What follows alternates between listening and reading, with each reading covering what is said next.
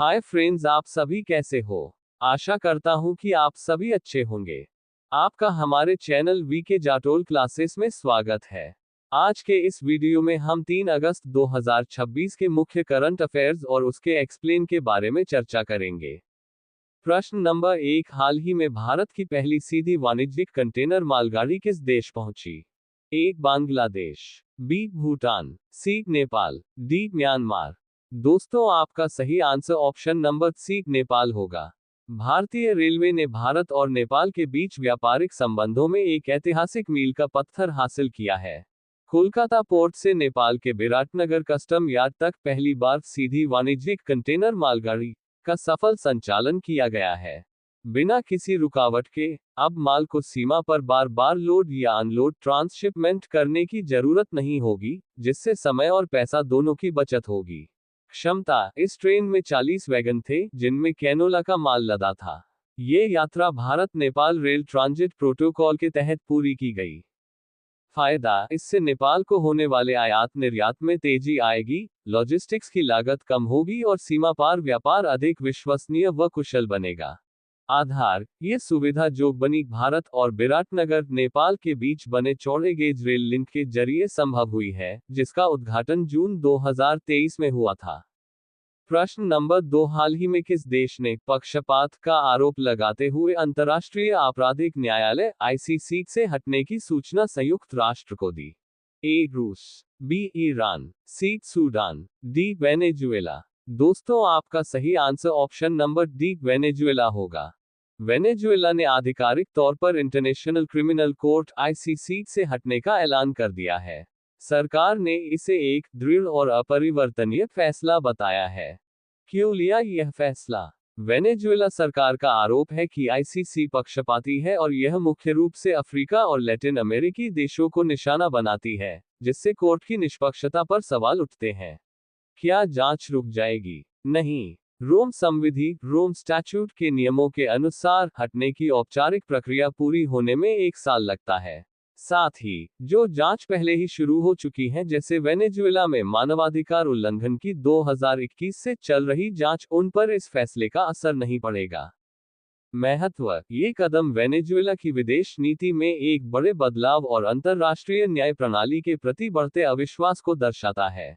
America ने इस फैसले का स्वागत किया है और आईसीसी की कार्यप्रणाली पर भी सवाल उठाए हैं। प्रश्न नंबर 3, हाल ही में विश्व में नाविकों का दूसरा सबसे बड़ा आपूर्तिकर्ता कौन सा देश बना है? ए भारत, बी चीन, सी फिलीपींस, डी जापान। दोस्तों, आपका सही answer option number A Bharat होगा।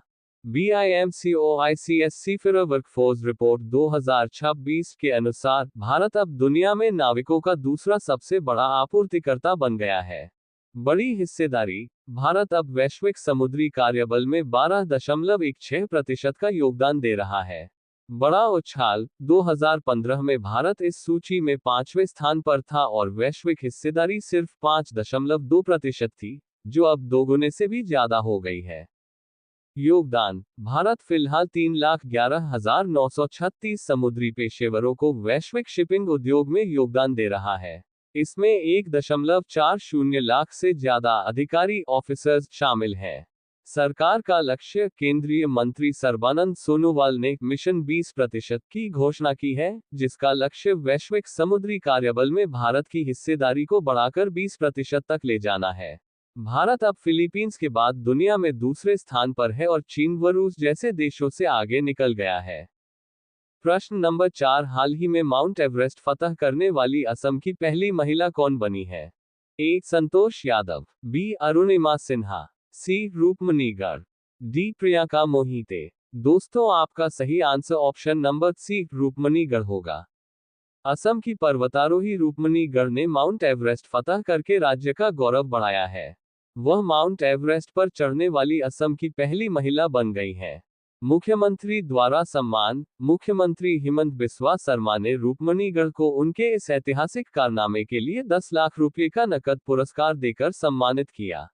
टीम लीडर को भी सम्मान। इस ऑल वुमन माउंट एवरेस्ट अभियान का नेतृत्व करने वाली आईटीबीपी की असिस्टेंट कमांडेंट भनिता तिमुनपी को भी सीएम ने 2 लाख रुपये देकर सम्मानित किया।